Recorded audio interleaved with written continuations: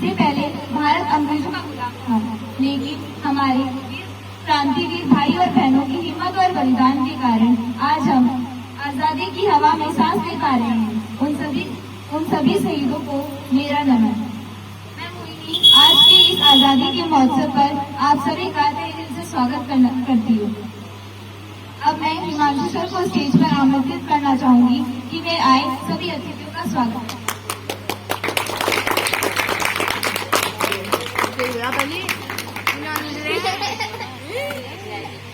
भारत माता की जय।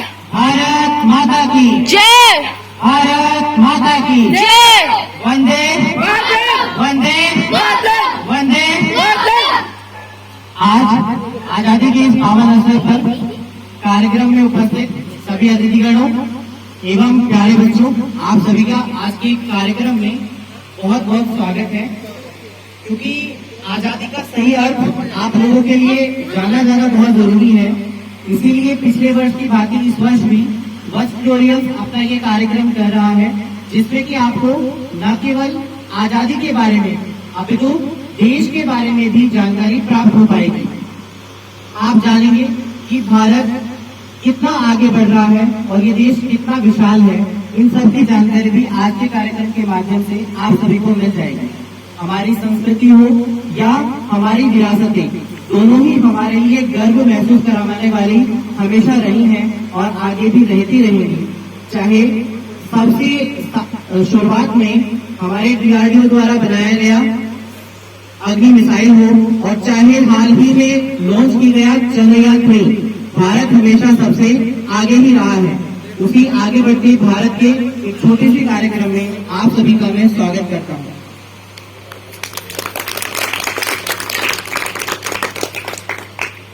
कार्यक्रम को आगे बढ़ाते हुए और उसे प्रारंभ करते हुए मैं सबसे पहले चाहूंगा कि हम दीपक प्रज्वलित करके मां सरस्वती का ध्यान करें, ताकि हमें वो ऊर्जा और ऊष्मा मिल सके जिससे हम अपने इस कार्यक्रम को आगे बढ़ाएं और साथ ही साथ हमारा कार्यक्रम पूरी तरह सफल हो।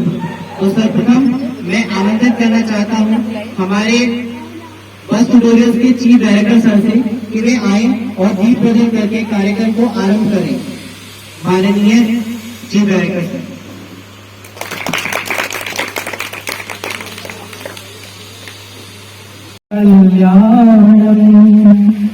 आरोग्यं धनं संपदा शत्रो बुद्धिविनाशाय दीपो ज्योति नमोस्तुते। सरस्वती नमस्तोऽहं वरदे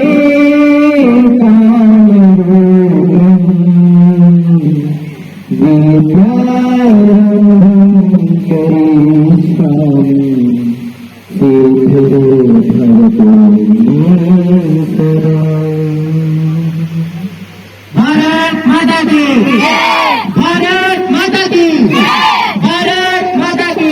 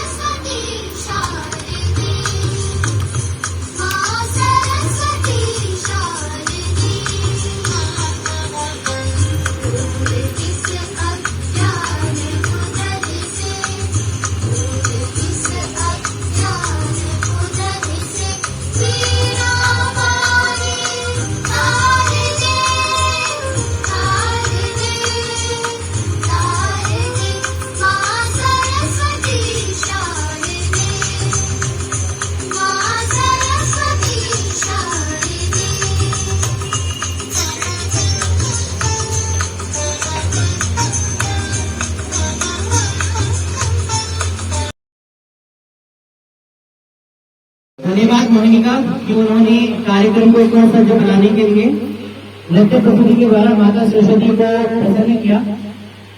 लेकिन एक चीज की कमी रह गई, आपने तालियां ढंग से नहीं बजाई, बस जोरदार तालियां।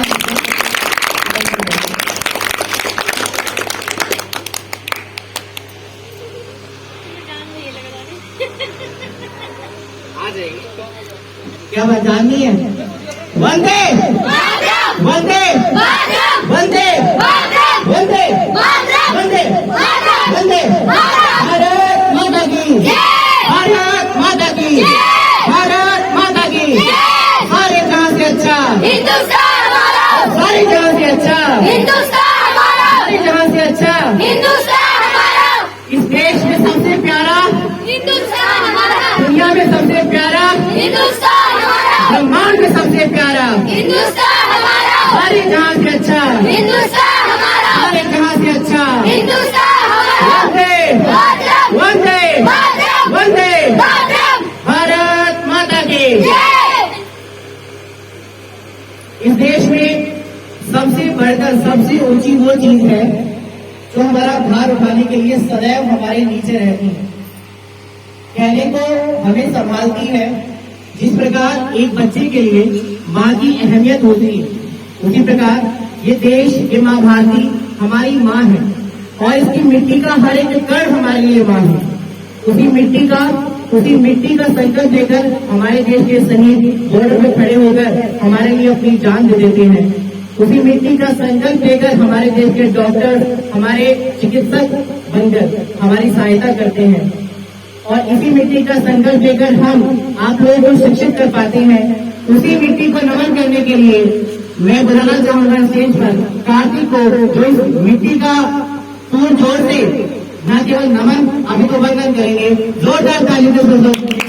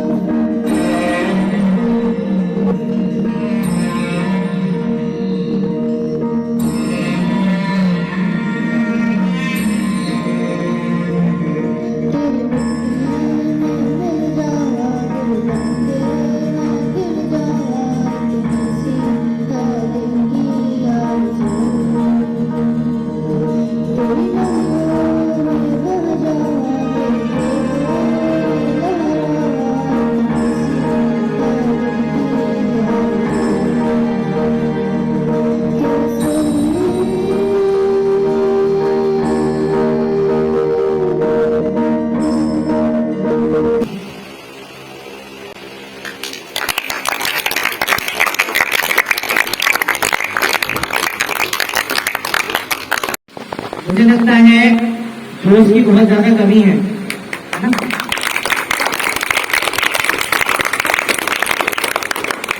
देखो, भारत माता की जय।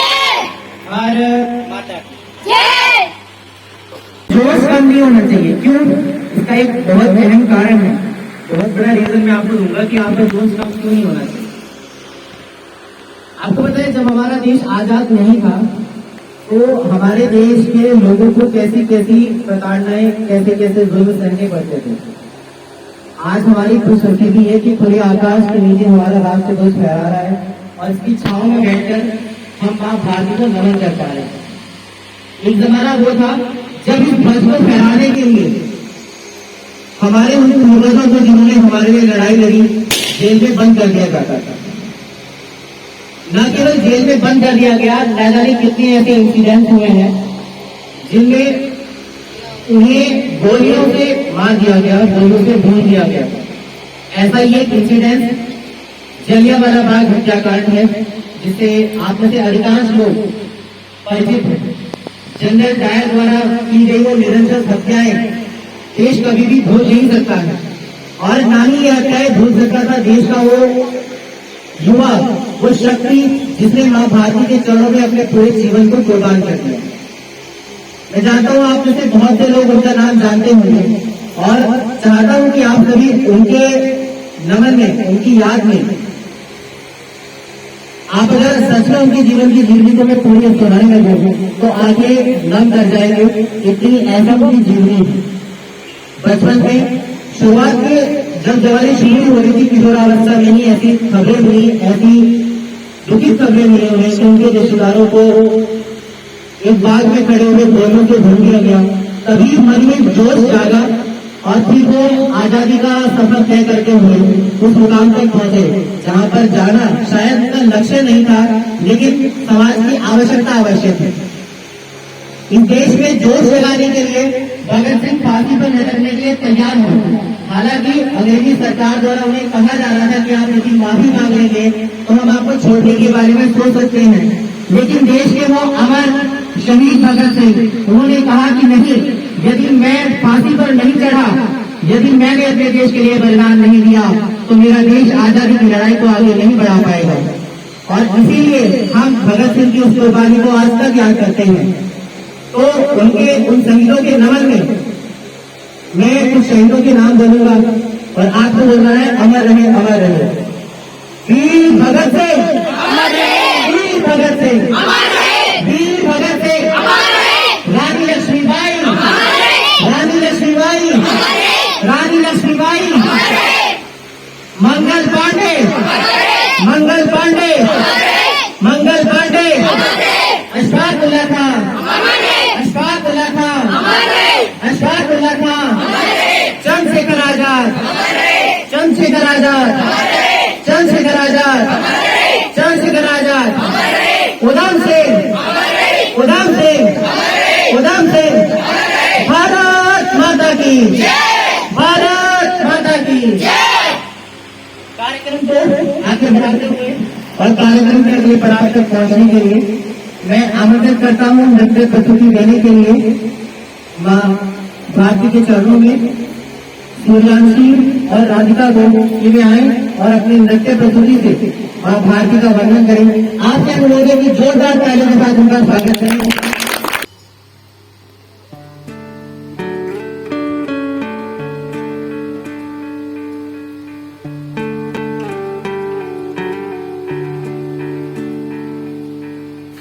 अपना है दिल ये आज का,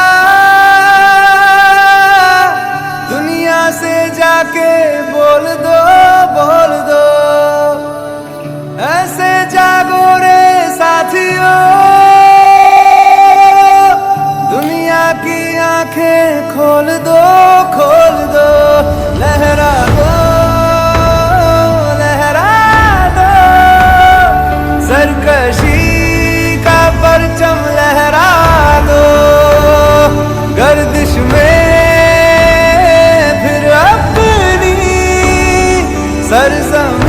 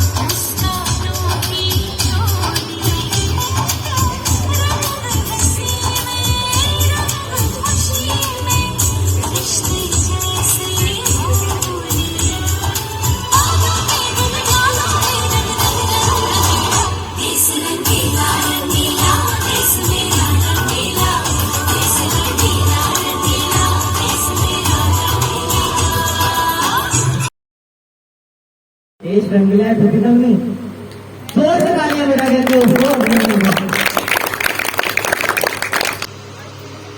तो इस प्रस्तुति से आप लोगों को काफी आनंद प्राप्त हुआ होगा, मुझे पूर्ण आशा है।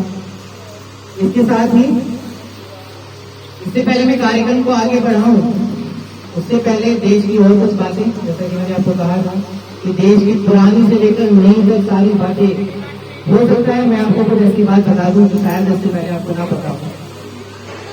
तो सबसे लेटेस्ट सफलता हमारे देश की चंद्रयान 3 से हम बहुत ही सफलतापूर्ण लॉन्च कर चुके हैं, और उसमें भी एक खुशखबरी की बात यह है कि हमारा चंद्रयान इस समय पे चंद्रमा के ऑर्बिट में चक्कर लगा रहा है। और अब वो दिन दूर नहीं जब भारत का चंद्रयान चंद्रमा की भूमि पर पहुंच चुका होगा और वहां पहुंचकर वहां से ऐसे राज से पर्दा उठाएगा जिसके बारे में हमें आज तक पता नहीं था। तो सबसे पहले जोरदार तालियां चंद्रयान 3 के लिए करेंगे कि उसे सफलता प्राप्त हो। चंद्रयान 3 केवल एक मिशन नहीं है, चंद्रयान 3 केवल एक यान नहीं है जो चंद्रमा की जानकारी इकट्ठा करने के लिए हमने भेजा है। जैसे कि हम सभी को बोले थे कि चंद्रयान 2 के समय पे भारत 98% अपने मिशन को कंप्लीट करने के बाद उसे नाकामी का हाथ लगी थी। लेकिन हम भारतीयों की यही पहचान है कि हम एक नाकामी से सीखते हैं और उसके बाद कामयाबी की सीढ़ी पर चढ़ते चले जाते हैं। क्योंकि हमें ये हमेशा याद रखना चाहिए कि हर कामयाबी की पहली सीढ़ी नाकामयाबी ही होती है, और माँ भारती हमें यही दिखाती है। क्यों? भारत के नक्शे में कभी आप गौर कीजिएगा, माँ भारती जैसे अपने हाथ में ध्वज लेकर खड़ी हो, माँ भारती जैसे सिंह पर बैठी हो, ऐसा प्रतीत हमारा नक्शा ही हमें करा देता है। हमें उसे संसार से पूछने की आवश्यकता नहीं। और रही सही नजर इस आकाश में केसरी रंग से रखकर सूर्य की किरणें और धरती पर हरियाली बहती है, और बीच में इस आकाश का सफेद रंग हमें ये भी अनुभव कराता है कि इस सृष्टि में सबसे सुंदर यदि कोई चीज है तो वो है माँ भारती। माँ भारती का यह राष्ट्रीय ध्वज। उस राष्ट्रीय ध्वज की छाया में हम कार्यक्रम को आगे बढ़ाते हुए अपने मुल्क को वंदन करते हुए, अपने देश को नमन करते हुए अगली प्रस्तुति आपके सामने मैं प्रस्तुत करने जा रहा हूँ। तो आपके सामने माँ भारती के चरणों में एक भजन होगी गीत प्रस्तुत करेंगे और आपको आनंद से विभोर करेंगे। मैं आमंत्रित करना चाहूंगा ध्रुव को कि वो स्टेज पर आए और आपके सामने अपनी प्रस्तुति दें। जोरदार तालियों के साथ स्वागत कीजिए।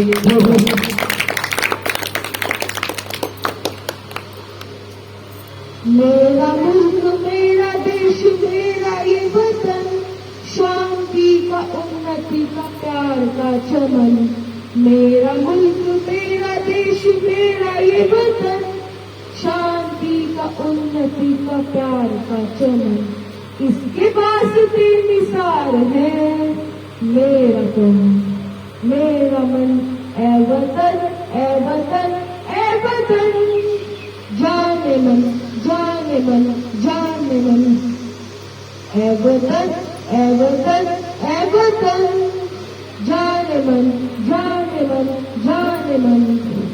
मेरा मुल्क मेरा देश मेरा ये वतन, शांति का उन्नति का प्यार का चमन। इसकी मिट्टी से बने तेरे मेरे ये बदन, इसकी धरती तेरे मेरे वास्ते गगन। उसने ही सिखाया हमको जीने का चलन, जीने का चलन। इसके वास्ते निसार है मेरा तन मेरा मन। ए वतन ए वतन ए वतन, जाने मन जाने मन जाने मन। अपने इस चमन को स्वर्ग बनाएंगे, तो पूर्ण अपने देश का सजाएंगे। जश्न होगा जिंदगी का, होंगे सब मगन होंगे सब मगन। इसके वास्ते निसार है मेरा तन मेरा मन। ए वतन ए वतन ए वतन, जाने मन जाने मन जाने मन। मेरा मुल्क मेरा देश मेरा ये वतन, शांति का उन्नति का प्यार का चमन। मेरा मुल्क मेरा देश मेरा ये वतन, शांति का उन्नति का प्यार का चमन। इसके वास्ते निसार है मेरा तन मेरा मन।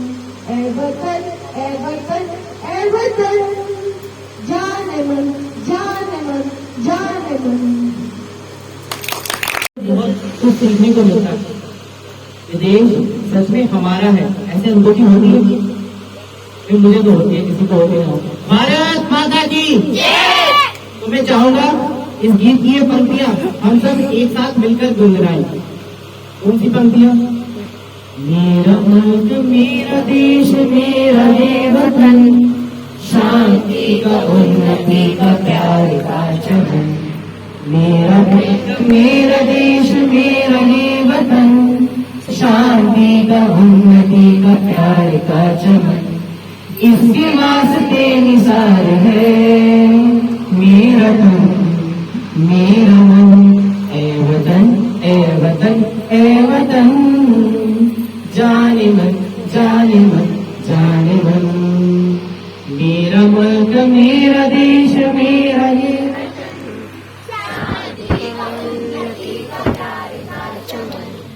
इसके वास्ते निसार है मेरा ए वतन ए वतन ए वतन, जाने मन भारत माता की, भारत माता की, भारत माता की वंदे मातरम, वंदे मातरम, वंदे मातरम। इसके बाद कार्यक्रम को और भाइयों तक पहुंचाने के लिए मैं अगली नृत्य प्रस्तुति आपके सामने प्रस्तुत करने वाला हूं। और इसके लिए मैं स्टेज पर आमंत्रित करना चाहूंगा फिर से मोहिनी को कि वे आए और अपने नृत्य प्रस्तुति से माँ भारती के चरणों में अपना नमन अर्पण करें। एक बार फिर से जोरदार तालियों का स्वागत कीजिए मोहिनी का।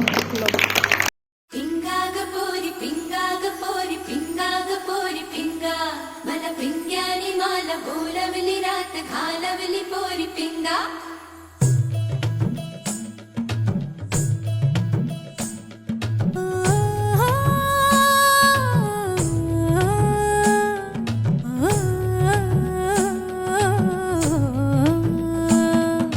लटपट लटपट कमर दामिनी अधर रागी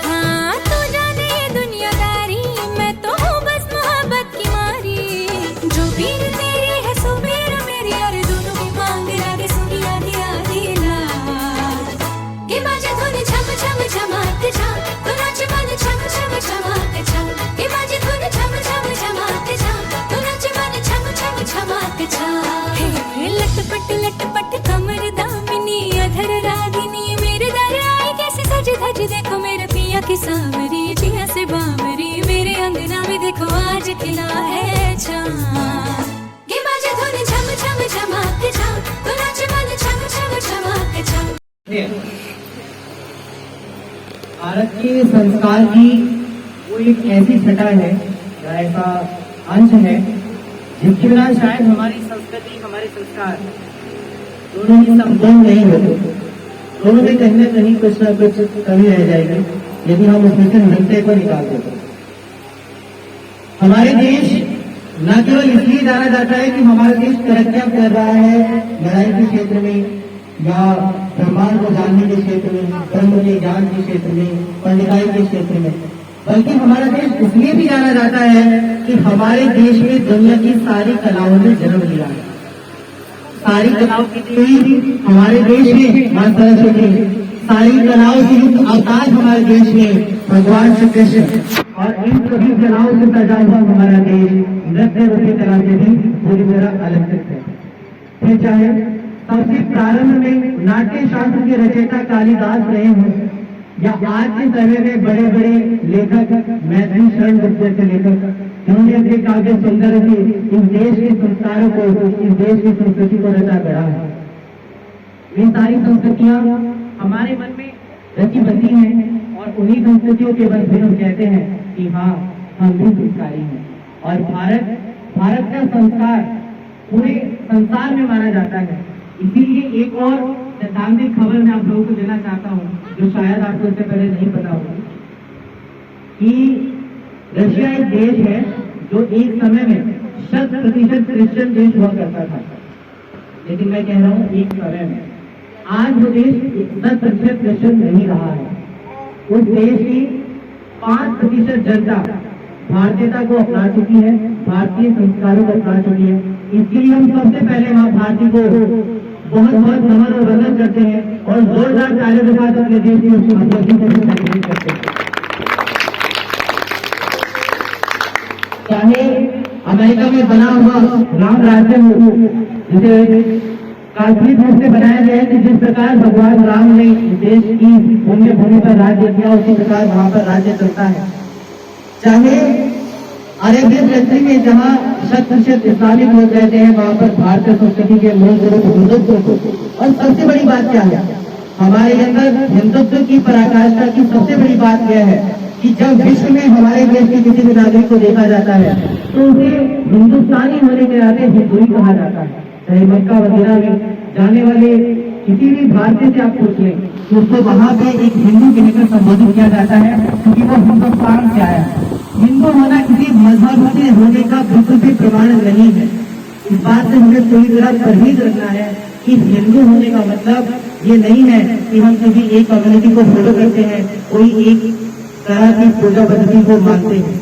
हिंदू होने का तात्पर्य है सिंधु घाटी सभ्यता, जो इस संसार की सबसे पुरानी एग्जिस्टिंग सभ्यता है, उसका नागरिक होना। जी हाँ, ये भी बात शायद आप ऐसे कुछ लोगों को ना पता हो, वो मैं बता देना चाहता हूँ। इस संसार में जितनी भी पुरानी सभ्यताएं थी, आज वो सारी सभ्यताएं नष्ट हो चुकी।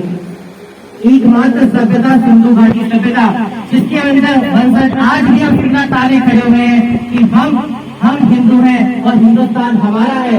उस सिंधु घाटी सभ्यता के सबूत हम सभी इस माँ भारती के चरणों में शीश लगाकर इस राष्ट्रीय ध्वज के नीचे आजादी का यह उत्सव मनाते हैं। तो सबसे पहले ताली बजाकर हम सब अपने आप को ये बधाई देते हैं कि हम इस संसार की एक ऐसी सभ्यता है जो कि आज तक बनी हुई है और भारत की बनी है।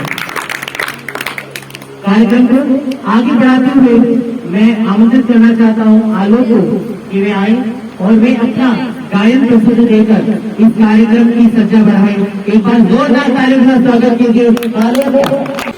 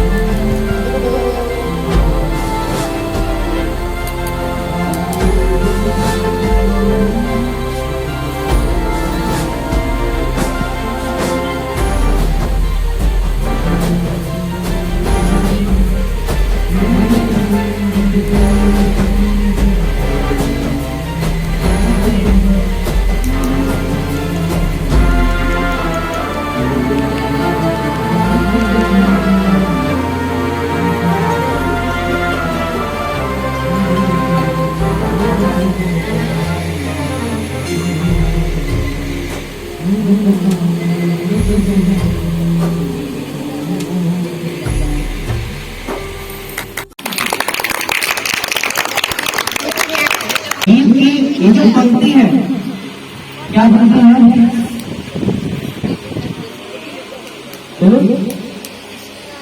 मेरा तन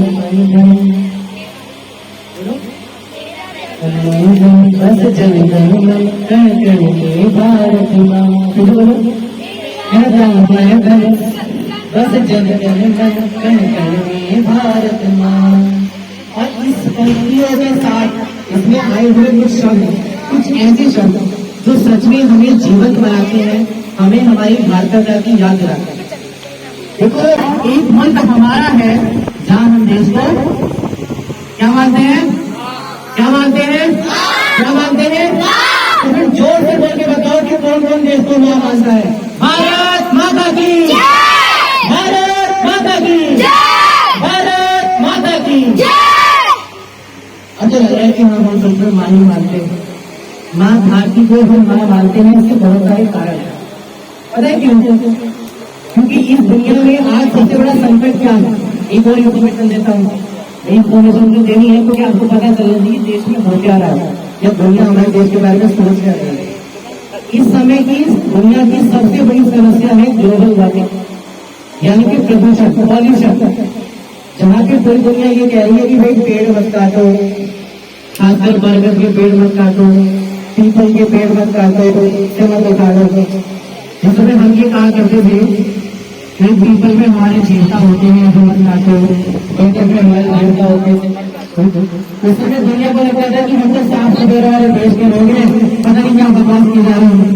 लेकिन आज जब ये पूरी दुनिया ग्लोबल वार्मिंग के संकट से ग्रसित है, उस समय पे हमारे देश के कई हुए ये वाक्य दुनिया के सामने सत्य बन के प्रस्तुत हो रही है कि हाँ, जिस प्रकार माता हमारा पोषण करती है, ये धरती भी हमारा पोषण करती है।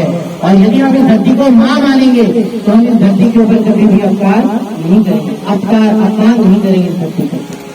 अब जहाँ से मैं आपको इस जीवन को इस ग्लोबल वार्मिंग से बचाने के 3 सूत्र देना चाहता हूँ, इन 3 सूत्रों को आप याद रखेंगे हमेशा, और मैं चाहता हूँ छोटे ही नहीं बड़े भी याद रखेंगे, ताकि हम अपने देश को नहीं दुनिया को ग्लोबल वार्मिंग के संकट से बचा सकें। तो आप, मैं एक बात बोलूंगा, आप उसे दोहराएंगे। सबसे पहला सूत्र है माँ आपो हंती, बोलिएगा, फिर से बोलिए, माँ आपो हंती, माँ आपो हंती। वेदवाणी है, अर्थ बताता हूँ। माँ का मतलब नहीं, हंती मतलब हनन करना, आप मतलब पानी, आपो मतलब पानी, पानी को मत मारो। अच्छा, पानी भर सकता है? जब अंग्रेजों ने हमारी उपनिषद पढ़े होंगे तो उन्हें भी हम बेवकूफ भी लगे होंगे, जो हमने कहा कि पानी को मत मारो। तो पानी को मारने का मतलब है पानी को प्रदूषित करना। दूसरा सोचो, माँ हंती भूमिश्च, भूमिश्च, भूमि, भूमि मतलब धरती, भूमि को भी, माँ हंती भूमिश्च, माँ हंती भूमिश्च। इसका अर्थ क्या हुआ कि भूमि को भी मत मारो। मारना मतलब ये नहीं कि आपको चुप कराने के लिए भूमि मारो ना, जमीन को गिर जाने पे चल चुप हो जा, मार दिया मैंने, ये मारना नहीं, इसे मारना नहीं कहते। धरती को मारने का मतलब है कि मृदा में डाले जाने वाले कीटनाशकों से धरती की रक्षा करो। सोचो, और सबसे अंतिम सोचो, हंती माँ पावक, हंती माँ, हंती माँ पावक मतलब जब हमें बहुत ज्यादा ठंड लगती है हम क्या करते हैं, क्या करते हैं, अलगाव जलाते हैं। पता ना लोगों को, आग जला के उसे सेकते हैं जब ठंड लगती है। सबने क्या अलगाव में, बस इस बार एक संघर्ष है, अलगाव जलाओ, हाथ सेको, हम मना नहीं कर रहे। आपको बस करना यह है कि उसमें यूज होने वाली जो लकड़ियां हैं उन्हें बाकी लकड़ियों को छोड़कर केवल आम की लकड़ियों का ही यूज करना, बस सिंपल काम ये करना। और हमारा शास्त्र हमें ये प्रमाणिकता से कहता है कि यदि आप ऐसा करेंगे तो ये वायु अपने आप अच्छी हो जाएगी, आपको और कुछ भी करने की जरूरत नहीं। तीनों सूत्र दोहराएंगे। क्या सूत्र का मतलब है? माँ हंती, माँ आपो हंती, क्या है? बोलते बोलो, माँ आपो हंती, माँ आपो हंती, माँ हंती भूमिश्च, माँ हंती भूमिश्च, माँ हंती भूमिश्च, हंती माँ पावक, हंती माँ। ऐसे वेद शास्त्रों ने जिन्होंने हमें इतना ज्ञान दिया, एक बार जोरदार तालियां बजा करके उन वेद शास्त्रों का अभिनंदन करेंगे। और देखते हैं आप में से कितने लोगों को याद है कि भारत हमारी माँ है।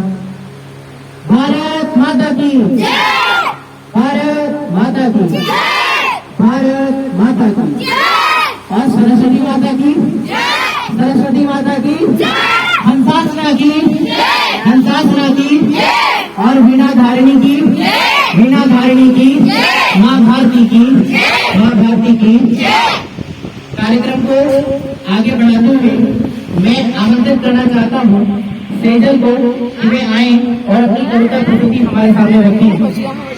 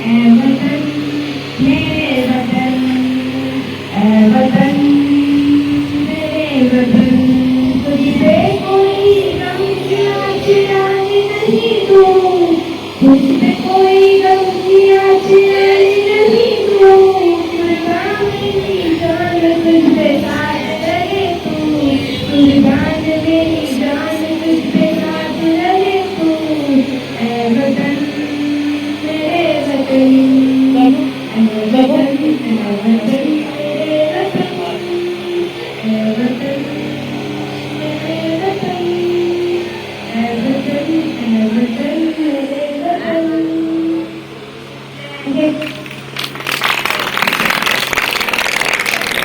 फारसी भाषा ने अपना सहयोग निभाया। इसी में जहाँ फारसी का अधिक प्रभाव रहा वही भाषा क्या कहलाई? उर्दू। और जिस भाषा में संस्कृत का ज्यादा सहयोग रहा वो भाषा क्या कहलाई? हिंदी, जिसे हम अपनी मातृभाषा मानते हैं। क्यों मानते हैं मातृभाषा हिंदी को? जब मैं कह रहा हूँ सबकी जन्मी तो संस्कृत है। हिंदी को हमारी मातृभाषा इसलिए माना जाता है क्योंकि दरअसल हम हिंदी हैं। इससे याद है सारे जहां से अच्छा, सारे जहां से अच्छा हिंदुस्तान हमारा हमारा, सारे जहां से अच्छा। हम बुलबुले हैं किसी ये गुलसिता, सारे जहां से अच्छा।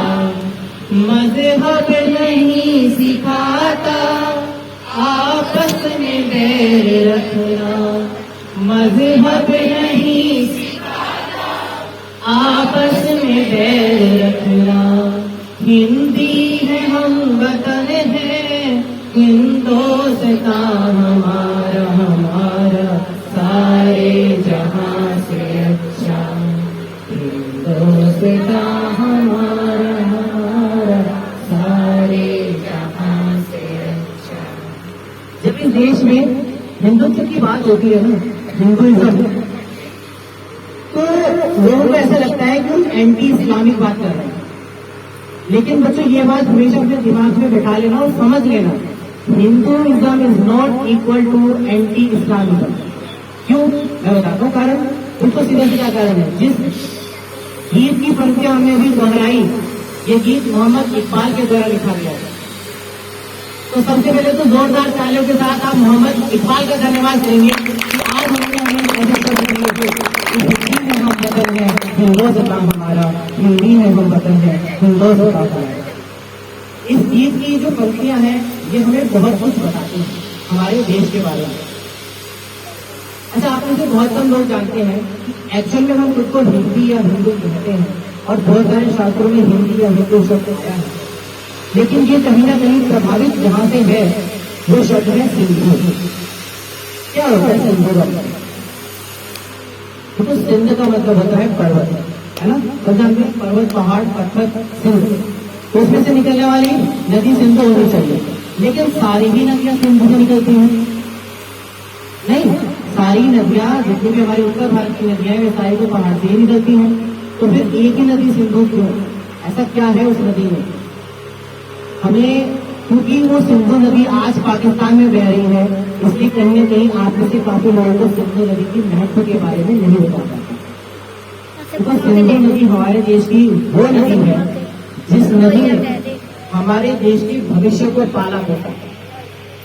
आज जो हम उनकी बड़ी बड़ी ढूंढे भागते हैं कि भाई हमारे देश में ये था वो था, है ना, वेद थे, शास्त्र थे, ये पढ़ाई कहाँ जाता है? आज हमारे पास इतनी सारी संस्थाएं हैं लेकिन वेद कहाँ पढ़ाया जा रहा है कोई संस्था जो वेद का अनुसरण कराती हो? नहीं। विज्ञान का अनुसरण कराती हो? नहीं। रटंती विद्या, सिर्फ विज्ञान में ये बताया जा रहा है कि हमारे लिए विदेशों ने क्या बनाया, हमारे पास क्या था ये तो हमें भानी है। तो नालंदा यूनिवर्सिटी से लेकर तक्षशिला यूनिवर्सिटी तक का जो पूरा क्षेत्र है ये हमारे देश का ज्ञान क्षेत्र कहलाता है। इसीलिए कई बार कुछ लोग कश्मीर को जन्नत कहते हैं। कश्मीर क्या है? जन्नत है, सच में जन्नत है भाई, क्योंकि वहां पे बहुत सारी ऐसी औषधियां और बहुत सारा ऐसा वातावरण है जिसमें जीवन बहुत सुलभ हो जाता है, बहुत अच्छा हो जाता है। तो कार्यक्रम को आगे बढ़ाने से पहले बस मैं देश के बारे में अधिक जानकारी ये देना चाहता हूँ कि हमारे देश की जो सिंधु नदी है और जहाँ से सेंधा नमक आता है, आप में से बहुत सारे लोग शायद नहीं जानते होंगे कि हम ज्यादातर नमक कौन सा यूज करते हैं? हम ज्यादातर यूज करते हैं जो समुद्र से मिलता है, जबकि हमें यूज कौन सा करना चाहिए? जो पहाड़ से मिलता है, सिंधा नमक से कहते हैं ना, सेंधा नमक। तो इसी की वजह से कोरोना काल में आपने देखा होगा कि भारतीय लोग जो हैं वो कम बीमार पड़ रहे थे, या दुनिया से जल्दी रिकवर हो रहे थे दुनिया में। क्यों? क्योंकि हमारे देश में इम्यूनिटी को बढ़ाने वाला एक सिस्टम है, एक तरीका है। जैसे हमारे यहाँ चाहे इस्लाम में मानने वाले लोगों को 1 महीना रमजान के उपवास रखवाए जा रहे हो, चाहे हिंदुज़म को मानने वाले हिंदुवादी लोग हो, उन्हें किसी और प्रकार से पूरे महीने पूरे साल में केवल 21 व्रत पूरे करवाने हैं जिनमें अन्न नहीं था, केवल 21 व्रत। और एक जानकारी इसलिए दे रहा हूं, ये जानकारी इसलिए है कि आप ऋषिकेश जाइए एम्स में, और वहां पे एक स्वामी जी हैं, डॉक्टर हैं और स्वामी जी हैं। उन्होंने तो कैंसर के पेशेंट को केवल इस बेस पे ठीक कर दिया कि उन्होंने 21 दिन का उपवास रखवा लिया, उनसे निर्जला। केवल 5 साल की इस शोध के बाद ये पता चला कि अगर हम साल के 365 दिनों से 21 दिन निर्जल उपवास रख ले तो हम कैंसर जैसे महाबीमारी से भी लड़ सकते हैं। तो जोरदार तालियां अपने देश की संस्कृति के लिए बजाएं, जिसमें हर धर्म में इसका सपोर्ट किया गया है। दम नहीं है। भारत माता की, भारत माता की, भारत। उसके बाद कार्यक्रम को आगे बढ़ाते हुए मैं आमंत्रित करना चाहता हूं कृष्णा को कि वे आए और अपनी सॉन्ग प्रस्तुति से आप सबको आनंदित करें। जोरदार ताली से स्वागत कीजिए कृष्णा का।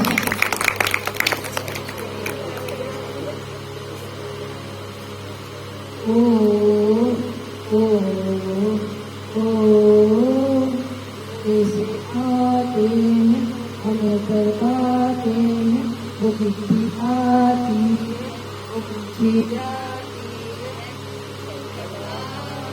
इधर कब आओगे, इधर कब आओगे, निको कब आओगे, कि तुम दिए घर सोना सोना है। इधर कब किसी दिलवाली ने, किसी मतवाली ने हमें कब लिखा है कि हमसे पूछा है। किसी की सांसों में, किसी की धड़कन में, किसी की चूड़ी में, किसी के कंगन में, किसी की चूड़ी में, किसी के कजूरे में, किसी के कजूरे में, मैं की शोभा में, मैं चमकती शामों में, अकेली रातों में, अंधेरी बातों में, दस्ती बाहों में, और तू जाने इधर कब आओगे, इधर कब आओगे, सोना सोना से आते हैं हमें तड़पाते हैं। वो चिट्ठी आती है वो पूछे जाती है, इधर कब आओगे, इधर कब आओगे, इधर कब आओगे, तुम दिए घर सोना सोना है, ये तुम दिए घर सोना सोना है।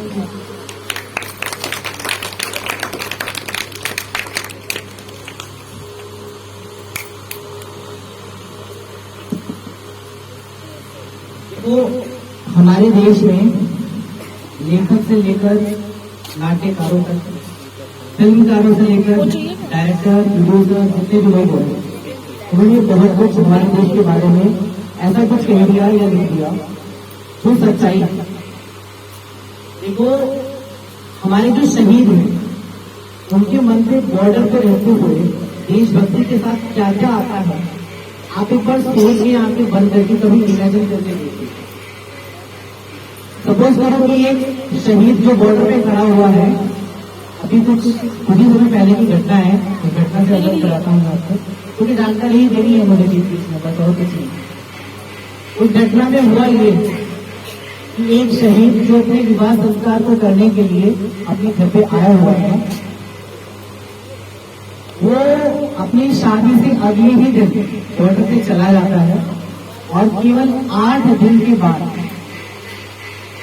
वो शहीद एक शहादत भरे शव के रूप में वापस आता है। आप उस शहीद के जीवन की कल्पना कर सकते हैं और साथ ही साथ उसके परिवार के जीवन की कल्पना भी कर सकते हैं। देखो हमारे शहीद हमारे लिए जो कुछ देते हैं ना, मैं समझता हूँ वो और कोई नहीं दे सकता। कोई कितना भी मेहनत कर ले, कितना भी परेशान हो जाए किसी भी चीज से, हम कहते हैं ना मुझे तो दुखी हो गया मैं तो। आप ये सोचो एक बारी कि जो शहीद बॉर्डर पे खड़ा है, अगर वो एक बार कह दे कि मैं तो दुखी हो गया, मैं करता नहीं था, तो सोचो कि आपका क्या होगा। जिस समय हमारा देश गुलाम हुआ कभी यही थी ना कि हमारे बॉर्डर सज्ज नहीं थे, तो कितनी बार गुलाम बने, किन के बने, लिमिट ही नहीं है ऐसे ऐसों के गुलाम बने हम। और ऐसे ऐसों ने हमें लूटा जिनकी सही मायने में संसार में कोई भी अस्तित्व तो नहीं था, है ना।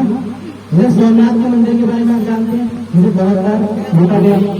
गजनी का नाम सुना है आपने, मोहम्मद गजनी नाम सुना है। अफगानिस्तान से आते थे और लूट के चले जाते थे। एक बार हमारे देश के प्रधानमंत्री अटल बिहारी वाजपेयी जब अफगानिस्तान दौरे पे गए तो उन्होंने वहां जाके पूछा कि भाई एक आदमी आता था यहाँ से, एक जगह पड़ती है गजनी, वहां पे पहुंचाओ मुझे और मुझे दिखाओ कि उस गजनी में ऐसे कितने ताकतवर लोग हैं जो हमारे देश को बात लूट के गए। तो आप यकीन नहीं मानेंगे, जिस समय ये बात 2004 की है जब वो वहां पे गए, कौन, अटल बिहारी वाजपेयी जी, और वो बताते हैं कि उन्हें बताया गया कि गजनी एक छोटा सा कस्बा है, मतलब शहर भी नहीं है वो। तो वहां के लोग आकर के हमारे ऊपर आक्रमण कर देते हैं, हमें मार देते हैं। क्यों? क्योंकि उस समय हमारे पास सेना सज्ज नहीं थी। आज हमारे पास कौन है? हमारे वीर हैं, हमारे सैनिक हैं, और इन्हीं की फोटो रखवाएं। तो एक बार जोर से नारा लगाएंगे उन सैनिकों के लिए, भारत माता की, भारत माता की, देश के सैनिक, देश के सैनिक, देश के सैनिक, देश के सैनिक, देश की अस्मिता, देश की अस्मिता, हमारी स्वतंत्रता, हमारी स्वतंत्रता, आजादी हमारी, आजादी हमारी, आजादी हमारी। कार्यक्रम को और आगे ले जाते हुए मैं आमंत्रित करना चाहता हूँ पार्थ को कि वो आए और अपनी स्पीच लेकर के माँ भारती के चरणों में अपना नमस्कार प्रस्तुत करें। एक बार जोरदार तालियों से स्वागत कीजिए। And my dear friends, happy Independence Day to everyone. My name is Parth Verma. Today I am very happy to have the opportunity to express my thoughts on this auspicious occasion of Independence Day celebration. Just 76 years ago, we got independence from the British. The story of our freedom struggle is very big, which cannot be described in one day. Independence Day is very important for every Indian. 75 years ago, the British ruled India for more than 100 years. They came to India on the pretext of trade and gradually took everything under their control and made us their slaves. Then on 15 August 1947, India became independent after many agitations and battles. Many heroes sacrificed their lives to get freedom for India. Our heroes such as Chandrasekhar Azad, Bhagat Singh, Mohandas Karamchand Gandhi, and many more. Due to the brave warriors of our country, we have become independent today. Independence Day is one of the national festivals of our India. Thank you. जय भारत। तालियां तो अपनी जगह नहीं है।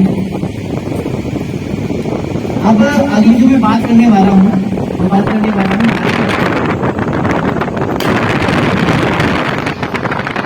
नारी शक्ति की। देखा इतना प्रभाव होता है शक्ति में कि बेचारे उसके लिए औकात नहीं, वो बना रहता है, बता लीजिए।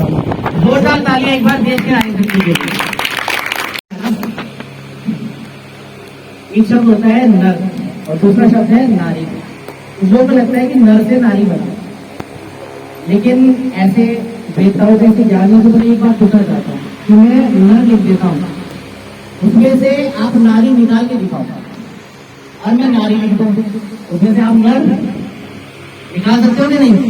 बताओ, निकाल सकते हो ना? तो इससे साबित क्या होता है, क्यों रखा गया इस प्रकार से शब्द? पुरुष को नारी कहा जा सकता था और स्त्री को नर भी कहा जा सकता था, नहीं? ऐसा हो जाता तो सूरज आ गया ऐसे ही चलता, उसका एक बहुत अहम सिंबल है, एक तरीका है समझने का। देखो एक्चुअल में हम चाहे कितना भी घमंड करिए कि हमारे अंदर पुरुषत्व है, पुरुषत्व की बात होती है ना, पुरुषत्व, लेकिन एक बात रियलिटी में एक बार आंख बंद करके हम सोचो कि हमें से कितने लोग वास्तविकता में पुरुष ही थे इस संसार में आने से पहले। बताओ, क्या हम में से कोई भी ऐसा है जो माता के अंश से पैदा नहीं हुए? क्या हम माँ के शरीर का एक अंश नहीं है? हमने से, मैं भी ये बात मैं इसलिए कह रहा हूँ क्योंकि लड़कों को ऐसा लगता है कि अगर उन्हें कोई मजाक में लड़की कह देना उन्हें ऐसा हो जाता है, उनको देवी कह दिया गया, उन्हें लगता है कि पता नहीं चला होगा पहाड़ टूट पड़ा है, उनके ऊपर बेइज्जती करके उनकी लड़की कह दिया है ना। जबकि वास्तविकता और सत्यता यही है कि चाहे हम बाद में संसार में आकर के पुरुषत्व को निभाने के लिए कितने भी रेडी क्यों हो गए हैं, लेकिन हमारी उत्पत्ति का जो आधार है वही क्या है? माँ। वो क्या है? हमारी माँ, यानी कि नारी शक्ति। और इस नारी शक्ति के तारीफ में मैं जितना बोलूंगा ना, और हाथ बोलेंगे कि मुझे ना हो जाएगा, मैं जितना बोल जाऊंगा, लेकिन नारी चमकना बंद नहीं करेगी। इस चमक के लिए, नारी की इस चमक के लिए कौन जोरदार तालियां।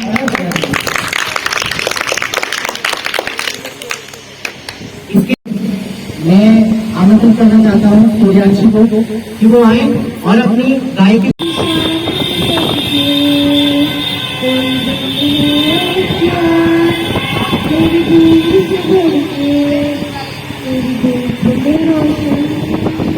तेरी हवा पे जिंदा तू बाग है मेरा,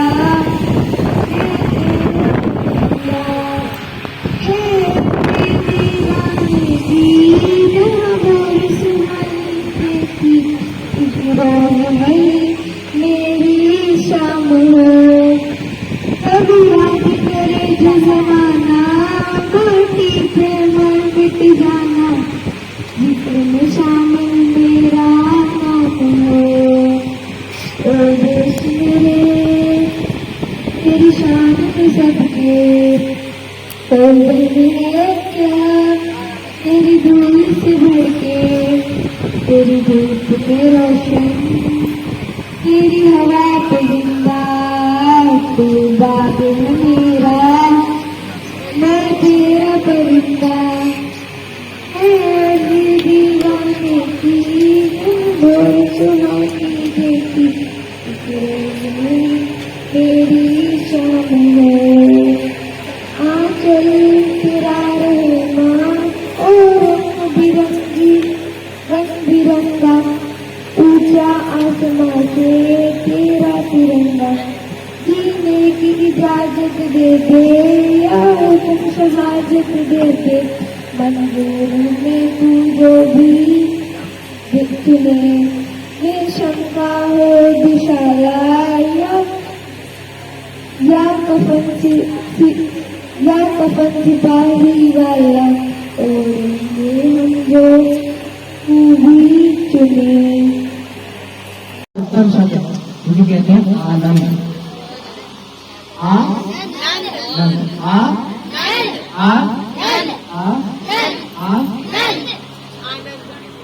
ये जो आनंद शब्द है कि बहुत सारे मायने हैं, हर किसी का अपना अपना आनंद होता है। जैसे जिस किसी को पढ़ना पसंद हो, मैं सबसे कम परसेंटेज से शुरू कर रहा हूँ, जिसके सबसे कम परसेंटेज वाले लोग होते हैं, जिन्हें पढ़ना पसंद हो उनका उन्हें पढ़ाई में क्या मिलता है? नहीं आवाज, पढ़ाई में क्या मिलता है? पढ़ाई में क्या मिलता है? अच्छा, जिनको नहीं मिलता वो बोले क्या मिलता है? अब मैं बोलेंगे जिन्हें मिलता है, पढ़ाई में क्या मिलता है? और जिस किसी को सुनने का शौक है, चाहे सॉन्ग सुनना हो, स्पीच सुनना हो, कुछ भी सुनना हो, उन्हें सुनने में क्या मिलता है? जोर से बोल के बताओ, क्या मिलता है? क्या मिलता है? और जिसको बोलना पड़ रहा है यार, अच्छा लगता हो, भक्ति करना अच्छा लगता हो, उसे भक्ति में क्या मिलता है? नहीं, बस यही सोचो, भक्ति में आनंद नहीं, भक्ति में मिलता है परमानंद। भक्ति में क्या मिलता है? भक्ति में क्या मिलता है? भक्ति में क्या मिलता है? परमानंद इसलिए मिलता है क्योंकि भक्ति में हम बाकी सब चीजों को छोड़ देते हैं। भक्ति में क्या होती है? भक्ति में शक्ति होती है। भक्ति में और भक्ति करने से क्या मिलता है? क्या मिलता है? क्या मिलता है? तो आज भक्ति और परमानंद दोनों को एक साथ मिलाने के लिए अगली नृत्य प्रस्तुति देने के लिए मैं तैयार हूँ और आप भी जोरदार ताली से स्वागत कीजिए अंकिता का की मोबाइल नृत्य प्रस्तुति देकर आपका आनंद जोरदार तालियों के साथ। मन कर दी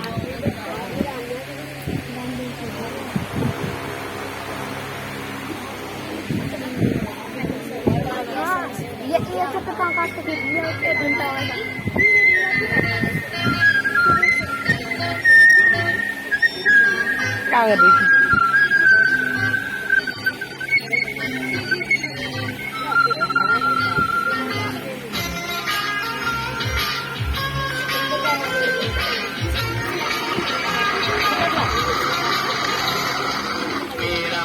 मेरा देश मेरा ये वतन, शांति उन्नति का प्यार का चमन, इसके निसार है मेरा मन, मेरा मन है वतन, है वतन, है वतन, जाने मन, जाने मन, जाने मन।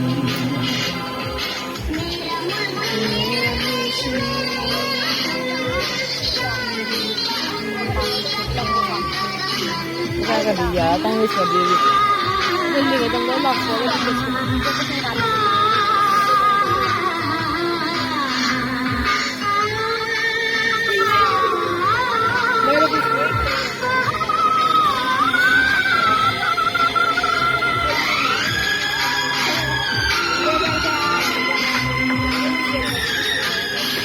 खुदा ए खुदा बोल दे दिल वालों को। टाइम वेस्ट कर दिया, टाइम वेस्ट कर दिया।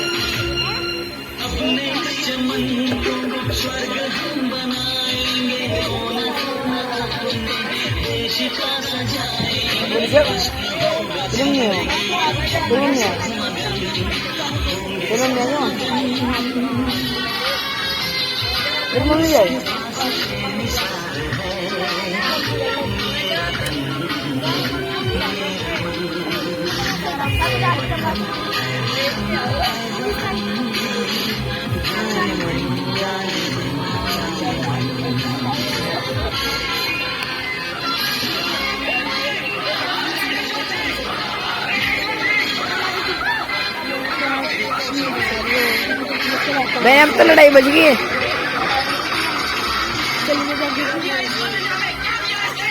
ओ भाई लड़ाई करने के लिए जाओ उसके दूसरा।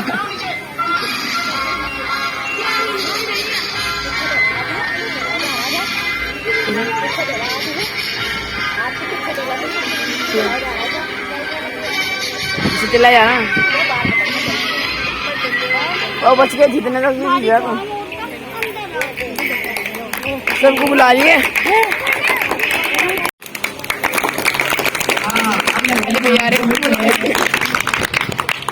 पंक्ति आई गई तो एक बार और दोहरा दो।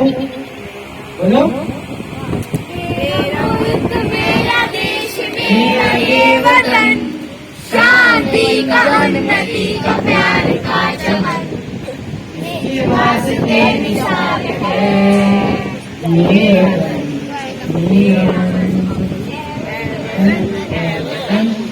वतन, जाने मन, जाने मन, जाने मन। भारत माता की, भारत माता की, भारत माता की, वंदे वंदे वंदे वंदे वंदे। ठीक है, अब एक बार नारा लगाएंगे जय माता की। और माता कौन सी? सरस्वती। ये भी माँ भारती ही है, कभी नाम भारती है। जोर से बोलो, जोर से बोलो, बोलो बोलो वाले वाले जोर से बोलो। भारत माता की, भारत माता की, भारत माता की। हमारी जान से अच्छा, हमारी जान से अच्छा हिंदुस्तान।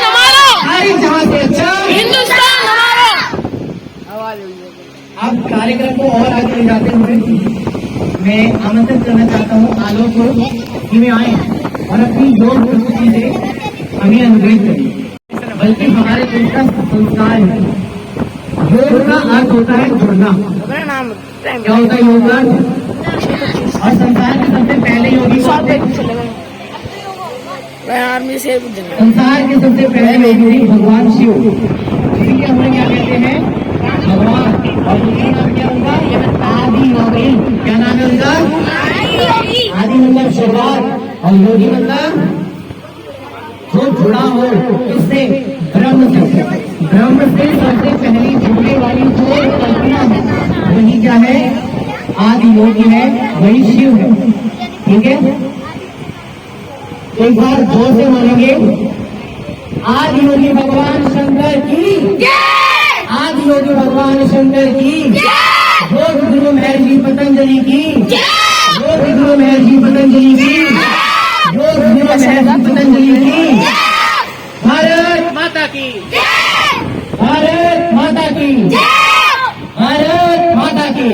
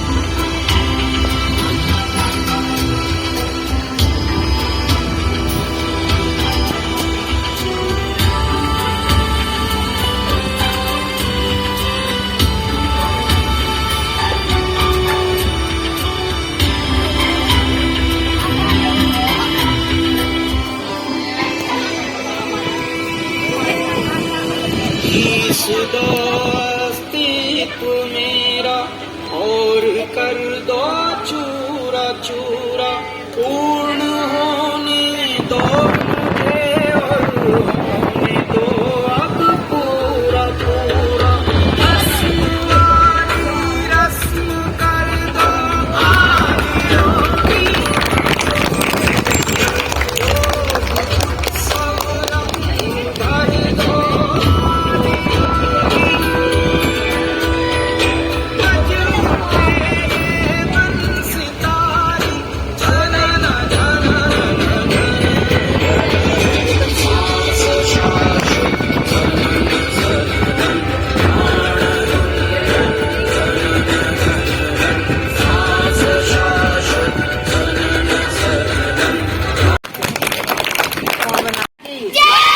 भारत माता की।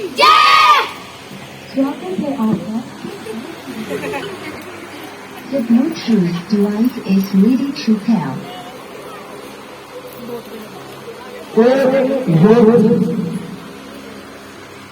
वो सब्जी बनाई राम की तरह, बड़ा सीधा इतने में है, लेकिन गहराई इतनी ही ज्यादा।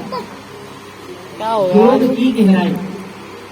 एक बार ध्यान से हमें एक और चीज समझनी है। मैं आपको छोटी सी जानकारी दूंगा, जानकारी कह सकते हैं आप इसे, जो बहुत गहरी बात है। देखो, इस संसार में दो तरीके की चीजें इस समय चल रही है और दोनों को ही हम योग करके प्रस्तुत कर रहे हैं। एक है योगा, जिसे जो योग की एक अवस्था है, एक स्टेप है, और दूसरा है योग, जो संपूर्ण योग। तो जो व्यायाम है वो आपके भौतिक जीवन को सुखमय बनाता है। क्या बनाता है? सुखमय बनाता है। उसके साथ साथ जो इसके अलावा दूसरी फॉर्म है इसकी, वो है योग। ये आपके आध्यात्मिक जीवन को सुखमय बनाता है। और ये बात बिल्कुल ध्यान में रखना कि मैं इस समय पे बात ये नहीं कर रहा हूँ केवल हिंदुइज्म को फॉलो करने वाले, हिंदुओं को मानने वालों की बात कर रहा हूँ, नहीं। मैं आपको दोनों की एक एक छोटी छोटी बात बताऊंगा। जैसे हिंदू लोग खुद को हिंदू दूसरे टाइप में समझ रहे हैं, उन्हें सबसे बड़ा सिंबल क्या है? वो है ओम। यही निराकार ब्रह्म कहा गया है। कितने अक्षर से बनाया भाई? तीन अक्षर से बनाया है ना। अब इसी बात को मैं इस्लाम के नजरिए से कहूँ, वहां पे सबसे ऊपर क्या है? क्या है बताओ? अल्लाह। सबसे ऊपर है ना अल्लाह। कितने अक्षर से बनता है उर्दू में? 3 अक्षर से बनता है ना। 3 ही अक्षर से बनता है। पहला अक्षर अलिफ, दूसरा नाम, और तीसरा अल्लाह। तीसरा बिना बताऊंगा तो अल्लाह